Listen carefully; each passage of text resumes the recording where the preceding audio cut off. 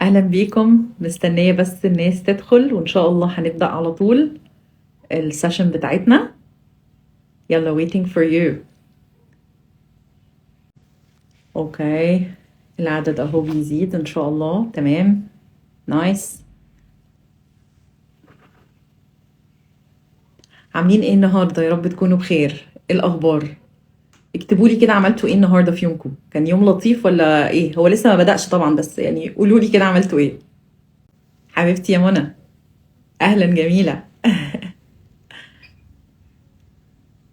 فطرتي بره يا منى؟ طب كويس، لحقتي قبل الصلاة؟ طب كويس. اهلا بيكي مورا، اهلا، نورتي اللايف. اهلا بيك مهاب، اهلا بيك محمد. كان زحمة كمان؟ طب والله كويس ان الناس بتلاقي وقت انها تروح قبل الصلاة في حتة. طيب بصوا، تعالوا نبدأ عشان بس ما نعطلش الدنيا اكتر من كده. اوكي. طيب النهارده طبعا حصتنا زي ما انتم عارفين هنتكلم فيها عن conversation، او هناخد conversation lesson. هي حاجة هتبقى خفيفة كده النهارده وظريفة ان شاء الله، عشان تعرفكم برضو الكورسز بتاعتنا بتبقى عاملة ازاي بعد كده. طيب، بس اول حاجة هبدأ بيها السيشن النهارده I want to ask you a question. محتاجة ان انا اسألكم سؤال، واللي عايزة ان انتوا تجاوبوني عليه، واكتبوا الكومنتس بتاعتكم تحت في الكومنتس. السؤال هو why do we learn English؟ احنا ليه اصلا بنتعلم English؟ او ممكن اقول لغة تانية، ليه اصلا بنتعلم a second language؟ why؟ Would you please write your comments down here؟ مين عنده الانسر؟ Who has the answer؟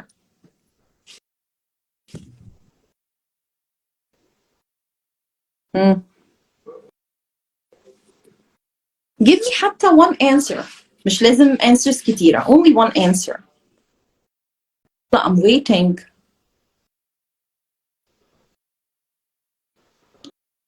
طيب. Okay, very good. Mora said to help me in my work. هي شايفة إن أنا بتعلم هنا اللغة عشان تفيدها في الشغل بتاعها.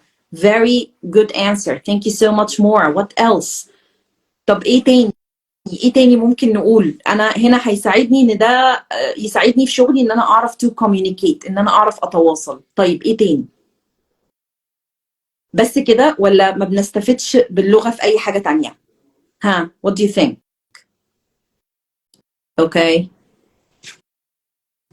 طيب تمام. اوكي. طيب بصوا بقى، في 5 reasons لتعلم اللغة الإنجليزية. أول حاجة إنها بتديكي فرص كتير، more opportunities.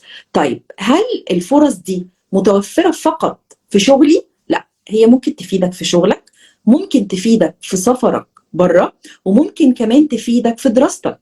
فهنا لما اخد opportunities كتير، انا بتكلم انجلش، فعندي فرص ان انا ممكن مثلا اخد position في شركة محترمة، شركة international مثلا، مش لازم تبقى حاجة national. ممكن انا كده بنمي في شغلي. دي حاجة. ممكن لما اسافر بره اعرف ان انا يجي لي برضو وظيفة كويسة، اعرف ان انا ادرس في حتة او في مكان افضل. فكل ده بتديك more opportunities. يبقى تعلم اللغة هنا بتديك فرص كتيرة ومتنوعة.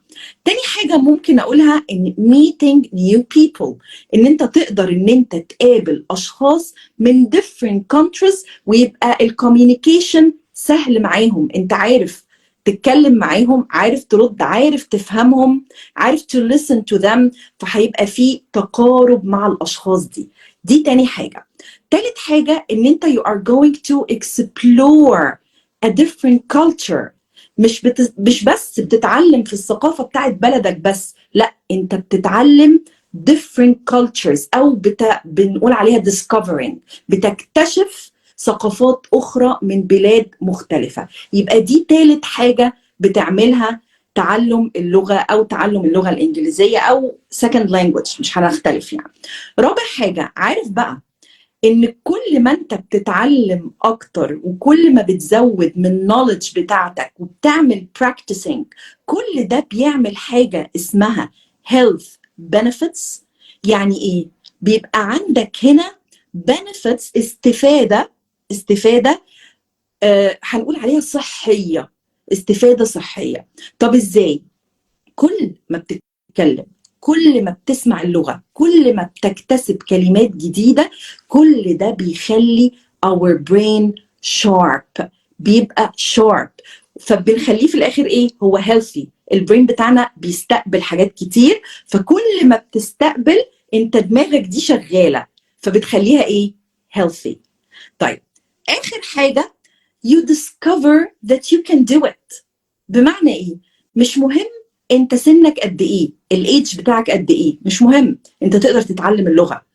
مش مهم ان انت مشغول طول الوقت، you are busy all the time، بتودي الولاد او سواء مثلا مامي او داد او any one of them، ان انا على طول في شغلي فمش فاضي، على طول انا بودي ولادي المدرسه وبطبخ فمش فاضيه. لا، انت لو عملت جزء وخصصت كل يوم جزء من حياتك ان انت فيه بتسمع للغه to practice a language، الموضوع ده هيفرق جدا. وفي الاخر you are going to discover that you can do it.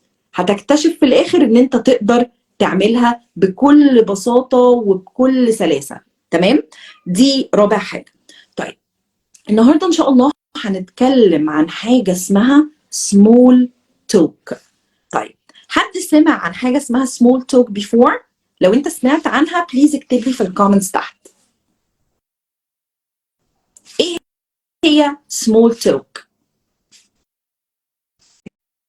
طب انا هقول لكم. small talk عباره عن polite conversation you are doing it every day في topics مختلفه، انت بتعملها كل يوم وانت مش واخد بالك. تمام؟ طيب هل هي مهمه؟ السمول توك دي مهمه؟ yes it's very important. طب هي مهمه ليه؟ لان هي بتخلي في connection ما بينك وما بين الشخص اللي قدامك. طيب ساعات كتير قوي بنتحط في situations مش عارفين نرد. واحد بيقول لنا مثلا، بيسألنا سؤال وانا مش عارف ارد، لازم ابقى عارف انا هجاوب ازاي. طيب ساعات مثلا في situations بتحصل في الشغل مثلا، وتلاقي ان your colleagues بيتكلموا معاك in English، لو انت معاك مثلا native speakers او من different countries ومش عارف ترد. في ردود سهلة جدا ممكن نقولها وتبقى بسيطة جدا، ما تاخدش منك اي وقت ولا اي مجهود، انت حتى لو عرفتها مش هيبقى فيه اي مشكلة خالص.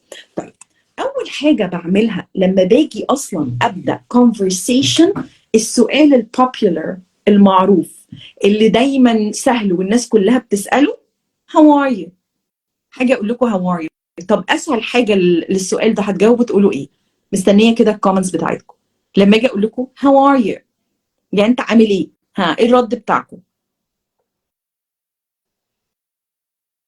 ممكن نكتب في الكومنتس. ها، مش معقول مش عارفين رد السؤال how are you. لما حد بيقول لنا how are you هنرد نقول له ايه؟ Very good, Mora. Thank you so much, Mora. You are an active person. Thank you so much. So you are going to say fine or good. Fine, thank you. Thank you, Mr. Khairi. Thank you so much. أسهل إجابة للسؤال. طب تعرفوا بقى إن في ways تانية إن أنتوا تقدروا تستخدموها بدل ما أقول الكلمة دي؟ يعني بدل ما أقول كل مرة how are you هقول له I'm fine, thanks. How are you? I'm good. الحمد لله. لا، في حاجات تانية نقدر نقولها. For example مثلا لو أنا هقول I've been keeping busy. I've been keeping busy. أنا كنت مشغول. وهنا أنا بقول له أنا مشغول، ومش لازم أقول أسباب انشغالي إيه. أنا مش مهم أقول له أصل أنا كنت بودي ولادي المدرسة، أصل أنا كان عندي شغل كتير. لا، مش لازم to give any reasons. أنا هنا just I'm saying I've been busy. أنا كنت مشغول keeping busy. أنا مش أكتر من كده without any reasons. مش لازم أقول أي أسباب. طيب تاني رد وده سهل قوي not bad thanks. بدل ما أقول I'm fine ممكن أقول إيه؟ not bad thanks. طيب طبيعي عشان to keep the conversation going لازم يبقى فيه سؤال عشان to pass the conversation to the other person، إن أنا بديه تاني، برجعه تاني للشخص اللي قدامي. فلو واحد مثلا قال لك how are you؟ الحمد لله مثلا not bad thanks. What about you؟ أسهل حاجة هتقولها له انت كده عملت ايه؟ رجعت الكونفرسيشن او الحديث تاني للشخص اللي قدامك. طيب في حاجات تانية ممكن اقولها. how is it going with you؟ بدل ما اقول مثلا what about you، يبقى انا كده اديته فرصة ان هو يتكلم ايه اللي حصل معاه الفترة اللي فاتت. ممكن اقول له what have you been up to lately؟ انت كنت بتعمل ايه في الفترة الأخيرة؟ وممكن هنا الرد يكون انا هقول مثلا I've been busy بلا بلا بلا واكمل جملتي، بس لازم هنا to start بالستراكتشر ده I've been busy. طب I've been busy بعمل ايه؟ For example مثلا I've been busy training the new marketing manager. انا كنت مشغول مثلا الفترة الأخيرة دي بدرب فيها المانجر الجديد بتاع الماركتينج. يبقى انا عملت هنا الحديث زي ما انتم شايفين هو رايح جاي، مش في حته واحده. انا عامله conversation، بسال سؤال، بخلي الكونفرسيشن تروح تاني للشخص اللي قدامي وترجع تاني. يبقى انا كده وبابسط على فكره الجمل وبابسط الاسئله، فما فيهاش اي مشكله. طيب في برضو اجابه حلوه قوي وسهله جدا عليكم لما اجي اقول مثلا nothing special، انا مش بعمل حاجه special قوي، عادي يعني. how about you؟ انا هنا برضو عملت ايه تاني؟ رجعت الكونفرسيشن تاني للشخص اللي قدامي. شفتوا الموضوع easy as pie، سهل قوي، ما فيهوش اي تعقيدات ولا فيه اي مشكله. طيب ممكن كده تقولوا لي من اللي انا قلته دلوقتي، عايزاكم كده تعملوا question وتردوا عليه، تعملوا respond باللي انا قلته. يلا write them in the comments please. يعني هنعمل سؤال اوكي وهنرد عليه كاننا الطرف اللي قدامه. يلا انا قلت لكم كذا مثال اهو. يعني مثلا هقول ايه لو مثلا how are you، هرد اقول ايه بدل ما اقول fine and good؟ ممكن اقول ايه؟ waiting guys. طيب لو احنا حابين نكمل الكونفرسيشن وشويه احنا الناس دي كلوز لينا، ناس قريبه لينا، وانا حابه ان انا اسالهم عن حياتهم، ايه السؤال اللي ممكن مثلا اساله؟ ممكن اقول مثلا how is your family؟ يبقى انا كده فتحت مجال تاني للحوار، انا بساله عن his family. مثلا how is work going؟ الشغل عامل ايه؟ اخبار الشغل معاك ايه؟ تمام؟ يبقى انا كده فتحت حديث تاني. تمام؟ طيب هتكلم بقى لو انا هتكلم على small talk in the office، في المكتب او في الشغل at work، انا هعمل ايه هنا؟ لو احنا بنتكلم على مع الكوليجز بتوعنا زمايلنا في الشغل، اسهل حاجه لازم قبل ما ابدا اي حديث يبقى عندي حاجه اسمها common ground. طيب يعني ايه common ground؟ الكلمه دي انا ما اعرفش ممكن تكونوا سمعتوها ولا لا. طيب الكومن جراوند هنا ان انا بيبقى عندي حاجات مشتركه ما بيني وما بين زميلي اللي قدامي عشان اقدر اصلا ابني او افتح كونفرسيشن معاه. هل طبيعي ان انا ابقى انا وماي كوليج ات ورك وما فيش اي حاجه مشتركه ما بيننا، حاجه مثلا بنحب نعملها، تي في شو مثلا انا بحب اشوفه، موفي بحب اتفرج عليه، كتاب بحب اقراه، لازم يبقى فيه هنا common interests، حاجة أنا أقدر إن أنا أفتح مجال للحديث مع my colleague at work. طيب في حاجة لطيفة قوي، لو انتوا بقى عندكم مثلا شغل كتير جدا you are so busy، في حاجة سهلة قوي ممكن تتقال I can't believe how busy we are today. Can you؟ انت مصدق احنا عندنا شغل قد ايه النهاردة؟ طيب هل في respond على ده لما حد يقول لك ده السؤال ده، هل انت تقدر ترد عليه؟ نقدر نقول I know we're really under the pump. under the pump يعني ايه under the pump؟ انا هنا مشغول جدا و I'm under pressure، يعني احنا تحت ضغط في الشغل. تمام؟ طيب انا هنا هعمل هنا shadowing technique. ايه shadowing technique؟ I'm gonna say it and I need you to repeat the phrase after me. For example, I know we're really under the pump. Can you say it now? Again, I know we're really under the pump. أنا هنا عملت إيه؟ حاجة اسمها shadowing technique. إن أنا I'm saying the phrase أو I'm saying the sentence and you are repeating after me. Okay? طيب لو أنا برضو مشغول جدا وبيزي، بدل ما أقول مثلا we're really under the pump, we can say I know I've been flat out all week. طب يعني إيه flat out? It means here that you are very busy and working or going at your maximum pace. يعني انت ماشي بتشتغل بسرعة رهيبة عشان تلحق تخلص شغلك. تمام؟ طيب I'm going to do برضو the shadowing technique here and I want you to repeat the phrase after me. I know I've been flat out all week. Repeat it. Very good. يبقى flat out again. I'm really busy. أنا مشغول جدا. I'm doing a great effort to finish my work. This is the meaning of flat out. Okay, is it clear? طب لو الشغل هادي، عايزة أقول إن الشغل هادي ما فيهوش ضغط، ما فيش أي pressure والدنيا تمام.